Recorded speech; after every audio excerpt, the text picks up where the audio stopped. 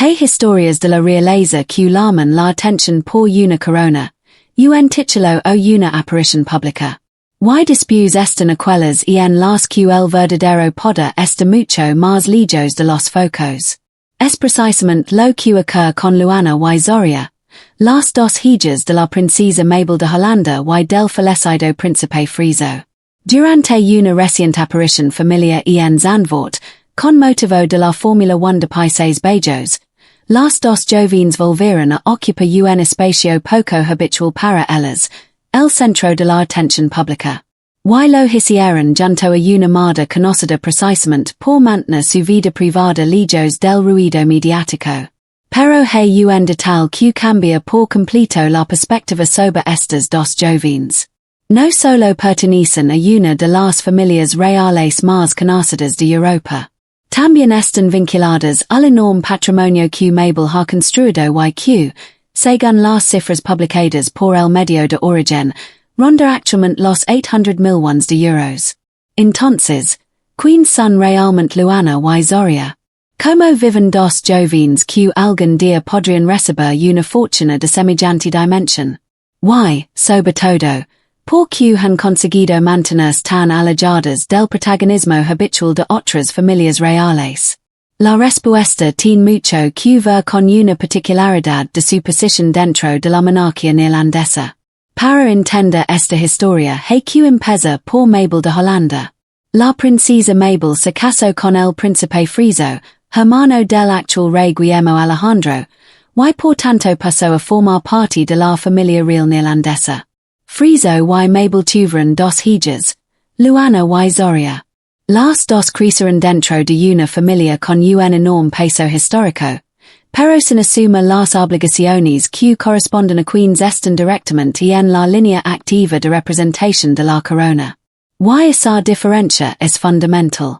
Mientras otros jóvenes miembros de familias reales pueden tener compromisos institucionales, actos oficiales y una exposición pública constante, Luana y Zaria han podido desarrollar sus propios caminos con mucha más libertad. Eso explica, en parte, por qué sabemos relativamente poco de ellas. No estamos ante dos jóvenes que buscan convertirse en figuras mediáticas. Sus apariciones públicas son puntuales y, cuando ocurren, suelen estar relacionadas con acontecimientos familiares, sociales o deportivos. La más reciente tuvo lugar en Zandvoort, donde Mabel acudió con sus dos hijas para disfrutar del Gran Premio de Fórmula 1 de Países Bajos. Una imagen familiar aparentemente sencilla terminó teniendo una relevancia especial por permiso volver a ver juntas a las tres mujeres de una rama muy particular de la familia Orange Nassau. Pero detrás de esa fotografía hay una historia mucho más compleja. El nombre de Mabel está inevitablemente unido a uno de los episodios más dolorosos de la familia real neerlandesa. El príncipe Friso sufrió un grave accidente mientras practicaba esquí y permaneció en coma durante un largo periodo antes de fallecer en 2013.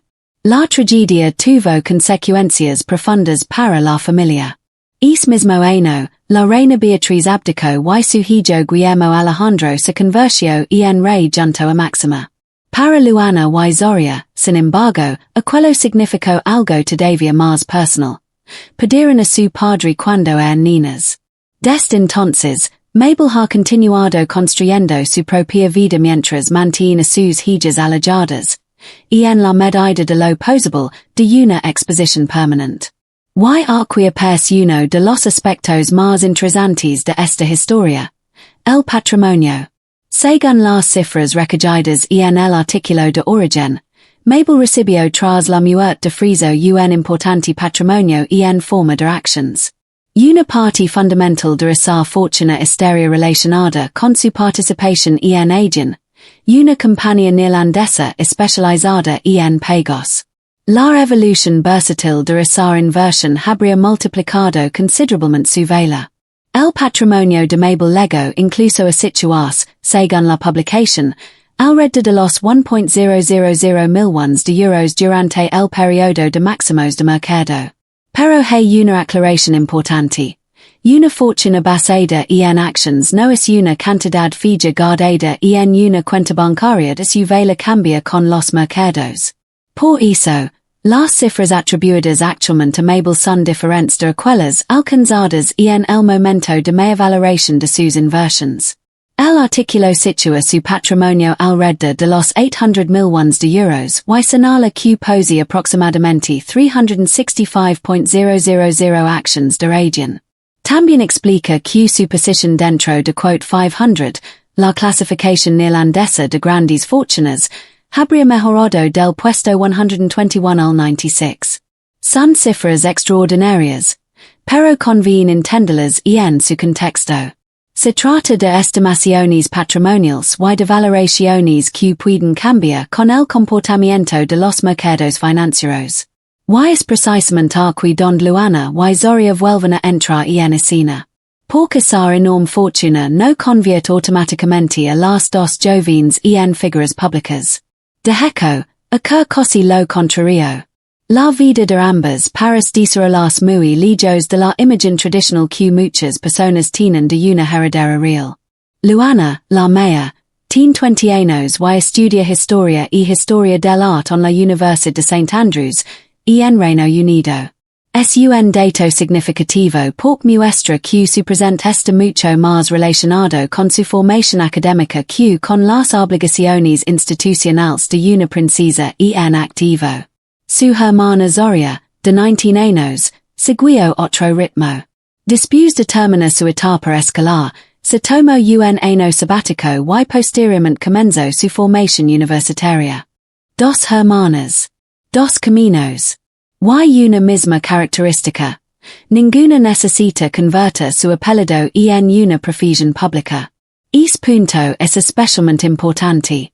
Luana y Zaria son condesas, pero no tienen responsabilidades oficiales dentro de la corona que las obligan a aparecer regularmente en actos institucionales.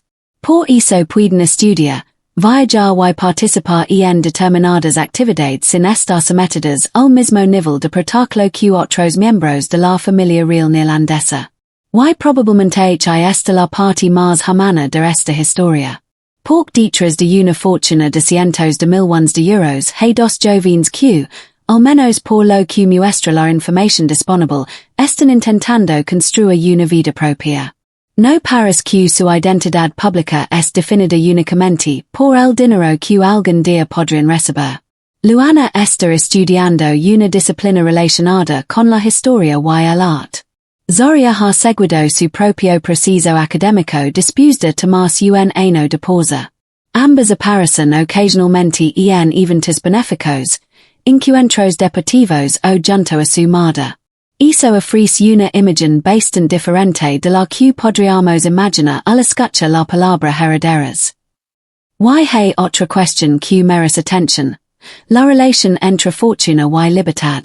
Tener acceso a un patrimonio enorme puede abrir muchas posibilidades, pero también significa crecer con una responsabilidad implícita. Sin embargo, en el caso de Luana y Zaria, esa responsabilidad no se presenta actualmente como una obligación institucional de la corona. Su futuro puede ser mucho más flexible. Podrán decidir que estudia, donde viva, que profesión desarrolla o que nivel de exposición pública desean mantener. Y esa libertad es probablemente uno de los elementos que más diferencia su situación de la de otros jóvenes vinculados a monarquías europeas. Ahora bien, hay algo que no debemos hacer. Converte una posibilidad futura en una certeza absoluta. El patrimonio de Mabel está sujeto a cambios. Las inversiones pueden subir o bajar. Las circunstancias familiares también pueden evolucionar. Y aunque el artículo presenta a Luana y Zaria como futuras herederas de esa fortuna, los detalles concretos sobre cómo y cuándo se distribuiría el patrimonio no aparecen desarrollados públicamente en la información que tenemos aquí. Por eso, lo correcto es hablar de ellas como las hijas que están vinculadas a ese patrimonio y que podrían beneficiarse de él en el futuro, no como si fueran propietarias de esos 800 millones. Es metais importa. Porque una cosa es el vela estimado del patrimonio de su madre, y otra muy distinta es el dinero que las jóvenes poseen actualmente. También resulta interesante observar cómo ha cambiado la percepción pública de Mabel. Durante años fue conocida principalmente por ser la esposa del príncipe Friso. Después de la tragedia familiar, su perfil evolucionó y comenzó a destacar también por su actividad en el ámbito empresarial y filantrópico. La etiqueta de Bill Gates de la realeza europea, utilizada por el artículo, busca precisamente resumir esa combinación poco habitual. Una mujer perteneciente a una familia real que, al mismo tiempo, ha construido una enorme posición económica vinculada a sus inversiones. Y ahora, sin buscarlo especialmente, sus hijas empiezan a recibir parte de esa atención. La escena de Zandvoort lo demuestra. No fue una coronación. No fue un acto de estado. No fue una aparición institucional de gran importancia. Fue, simplemente, una madre acompañada por sus dos hijas en un evento deportivo. Y, sin embargo, bastó esa imagen para recordar quién son Luana y Zaria y qué lugar ocupan dentro de una de las familias más conocidas de Europa. Y qué podemos esperar a partir de ahora. Lo confirmado es que ambas continúan sus estudios y mantienen un perfil público muy discreto. También sabemos que pueden aparecer ocasionalmente junto a Mabel en determinados acontecimientos. Lo que no sabemos es que harán profesionalmente en el futuro.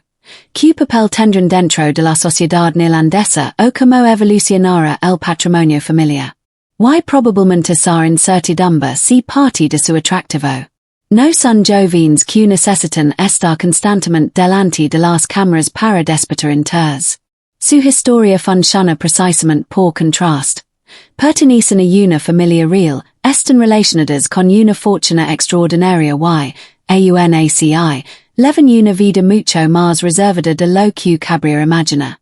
Quizá ese el verdadero detalle que explica por qué su aparición en Zandvoort llamó tanto la atención. Luana y Zaria no están siguiendo necesariamente el camino tradicional de las princesas europeas.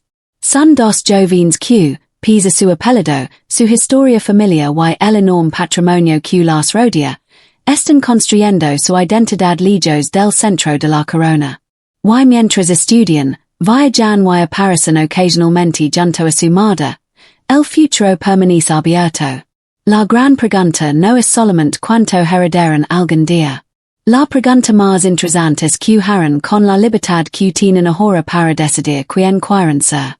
Porque, en su caso, el verdadero privilegio quizá no sea únicamente una fortuna de cientos de millones de euros, sino poder elegir su propio camino sin tener que vivir permanentemente bajo el protáculo de una corona. ¿Tú qué opinas? ¿Crees que Luana y Zaria seguirán manteniendo ese perfil discreto a medida que crezcan y aumente el interés por su enorme patrimonio?